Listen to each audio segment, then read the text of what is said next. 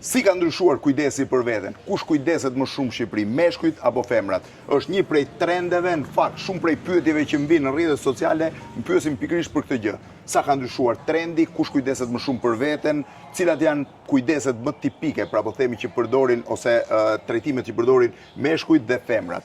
Jam me doktoresh Vilma Tafilaj nga Ripit Klinik, e cila do më thot pak a shumë trendin që një ajo. Sa vjet ke që merresh me mjekësinë estetike? Po, kam rreth 4 vite në këtë fushë dhe gjithashtu 3 vite e gjysmë që merrem me kirurgji plastike. Edhe kirurgji plastike? Po, kirurgji plastike dhe rekonstruktive. Ke mbaruar studimet në Tiranë? Po, në Universitetin e Mjekësisë në Tiranë. Gjithashtu specializohem edhe jashtë në kongrese të ndryshme dhe me doktor të huaj në lidhje me teknikat më të fundit dhe më të avancuara, qoftë për kirurgjim, qoftë për mjekësinë rigjeneruese. Sa orë në ditë merresh me trajtimet? Gjithë ditën, zërës e gjithë ditën, nga mëngjesi deri në darkë. Pacienti nuk ka orar.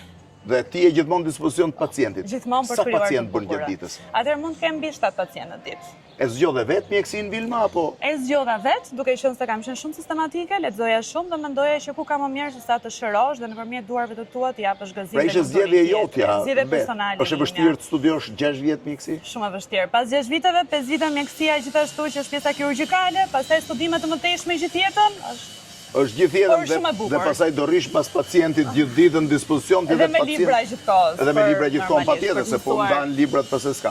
Tani, sa ka ndryshuar kujdesi ndaj vetes Shqipëri, të paktën këto 5 vitet e fundit?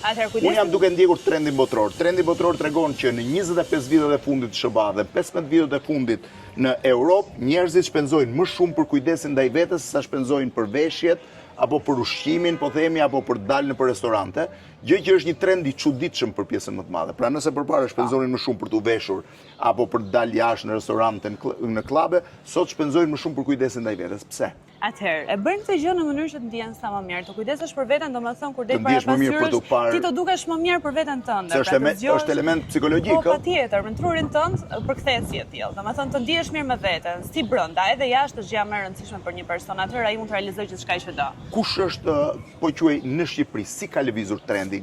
Vajzat apo burrat? Kush kujdesen më shumë? Mua më vjen shumë mirë që kohët e fundit klientela ime është bërë 50-50. Pra kam 50% meshkuj dhe 50% femra. Më përpara ka qenë 70% femra, 30% meshkuj, aty. Por kohët e fundit meshkujt janë shumë të informuar dhe duan të duken gjithmonë edhe më rinor edhe më të bukur me veten natyra. Do të thënë ka lëvizur dhe në drejtim meshkujve, se përpara një mashkull që shkonte në trajtime estetike dukej pak si i çuditshëm, tani nuk pyesin. Të çfarë moshe janë zakonisht ata që vinë? Janë gjithmonë të mosha edhe mbi 25-26, kur fillojnë edhe lëkura humbet pak elasticitetin, shfaqen ato rrudhat e para, boshliku, rënjet e peshës, si tregojnë se. Deri në çfarë moshe? Deri në moshën mbi 70 vjeçare kam trajtuar pacientë shqiptarë. Ke trajtuar pacientë mbi 70 vjeç. Dhe pacientë të paprekur më përpara, është më rëndësishme ta themi, që nuk kanë bërë asnjë trajtim dhe duan të rikthejnë vitalitetin në lëkurën natyra. Dhe kryesisht kush është trajtimi më tipik që përdorin, pastaj do i kthehem femrave meshkujt. Meshkujt kryesisht përdorin trajtimet anti-rrudh, trajtimet rigjeneruese dhe fillerat, gjithashtu për të rikthyer volumin në zonat e fytyrës që e kanë humbur. Kjo është pjesa më kryesore. Dhe fotona është kryesore që kërkojnë shumë. Dhe përdorin fotonat. Po, dhe fotonat. Më pas do të pyes dhe për 3 pajisjet më përdorshme që ju keni dhe që janë pak më ekskluzive. Pra meshkujt kryesisht kërkojnë rigjenerimin e lëkurës dhe reduktimin e rrudhave, duke qenë se mimika është shumë e shpejtë. Po raporti me dhjamin, me barkun, me këto. Shumë. Të gjithë meshkujt e kanë shumë keq dhe vinë tek ne kryesisht për aparaturën Cool Sculpting që bën të mundur reduktimin e dhjamit vetëm me një seancë në të ftohtë. Pra në -12 gradë Celsius bëhet shkatrimi i qelizave dhjamore dhe më pas reduktimi i tyre nëpërmjet limfës së trupit. Po quaj gratë dhe vajzat çfarë përdorin më shumë? Gratë dhe vajzat bëjnë gjithçka. Bëjnë gjithçka, çdo më bëjnë gjithçka. Mezoterapi, që nga mezoterapi rigjeneruese, gamë shumë e gjerë është dhe për meshkujt, por femrat janë pak më të apasionuara pastaj. Janë dhe pak më shikojnë çdo gjë më shumë detaje. Dhe më guximtare patjetër. Janë gati ty. Frikasa gaget.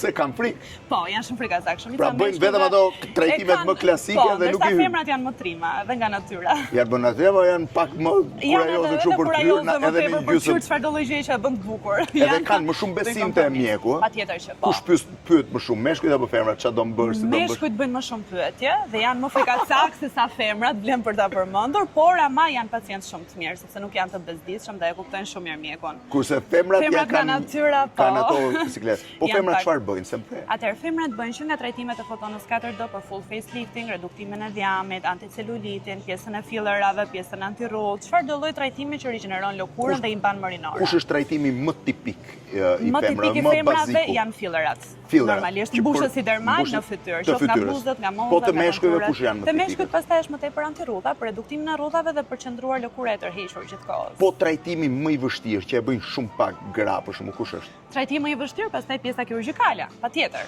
Nuk është e vështirë, por është pjesa e rekuperimit pak problematike që ne ofrojmë në klinikën tonë kirurgjinë plastike. Çfarë bëjnë në kirurgjinë plastike? Çfarë bëjnë më shumë? Kush është Operacioni më i operacioni më? shpeshtë është rinoplastika, zmadhimi i gjoksit dhe liposuctioni për postë të tjerave dhe abdominoplastika që bëni modelimin e barkut, sidomos tek femrat Pra postpartum. rrisin gjoksin, se nuk besoj se ulin. Rimodelojnë rrisin Undën, patjetër. pra këto janë ndërhyrjet më të mëdha. Edhe rregullimi pjesës së Gjoksi, delit. unda Edhe dhe abdominoplastika. rregullimi i velit. Po meshkujt apo nuk hynë në Meshkujt kirurgji? pastaj hynë në kirurgji shumë, por Hynë dhe janë meshkujt. më pak të shpesh se sa femrat nga pjesa e frikës që e përmendëm, jo nga dëshira, sepse Po për në dëshirë raportin e kanë shumë. kirurgjisë, se në trajtimet dhe janë 50-50, po në Në raportin e kirurgjisë kirurgjisë janë më tepër femrat, ose 70-30. 70-30, femrat janë më të Femrat gatshme kërkojnë më ty. tepër të Ju bëjnë më përdorni shumë dhe mjek të kirurgji. huaj? Ne operojmë vetëm me mjek të huaj në fushën e Vetëm kirurgjisë mjek të huaj, nga plastike, vinë? Po.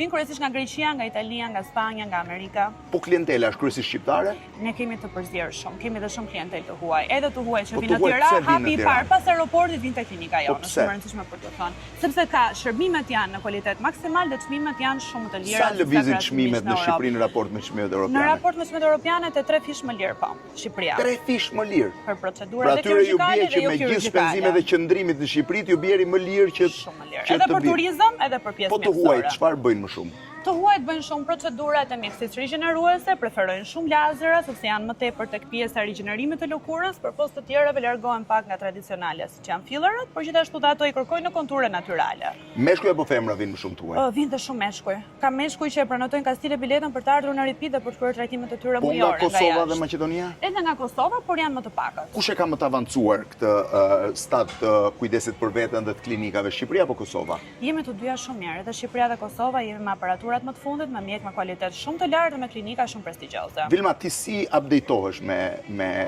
teknologjinë?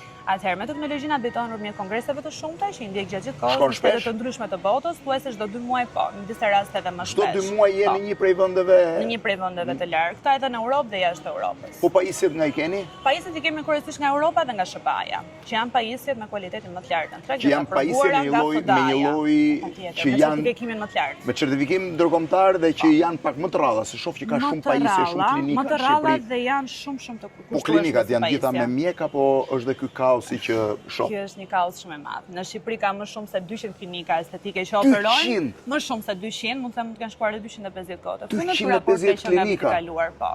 Dhe Po nuk shumica ka 250 mjek që të mbi merren me 50% e tyre janë pa doktor. Janë me staf. Po si veprojnë? Ky është problemi i shtetit jo jone.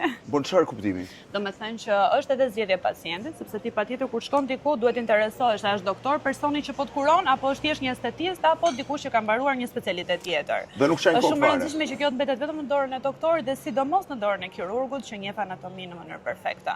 Dhe kujdeset për çdo problem, për çdo aftercare të pacientit maksimalisht. Do të thënë dhe kujdesi për klinikën që të ketë mjek është. Absolutisht. Dhe unë këtë gjë bëj çdo ditë për posë unë trajtoj pacientët edhe i edukoj që të bëjnë zgjedhjen e dur në mos takun të dikush tjetër, por që të jetë patjetër një doktor. Vilma, kanë qenë mosbesues pacientët kur të kanë parë për herë të parë që ke dalë ti takosh duke qenë e re? Jo, nuk është se kanë qenë mosbesues, sepse nga fjala ime dhe nga biseda që ne bëjmë konsulta, më pas ato kuptojnë çdo gjë dhe realisht kanë besim të verbër tek unë. Sa më besojnë verbërisht. Si shpjegohet që edhe në studio shpeshherë kur ftoj mjekë që vinë nga klinika janë kryesisht mosha të reja? Janë më apasionante, moshat e reja dhe janë gjithashtu e duan më tepër të bukurën. Janë shumë të fokusuara te fusha e bukurisë që është dhe ardhmja sot apo jo. Patjetër. Atëherë ti do më tregosh disa nga pajisjet kryesore që keni në klinikë? Do ngjitemi tani për të parë disa nga pajisjet, po e shohim pastaj është pjesa tjetër. Duhet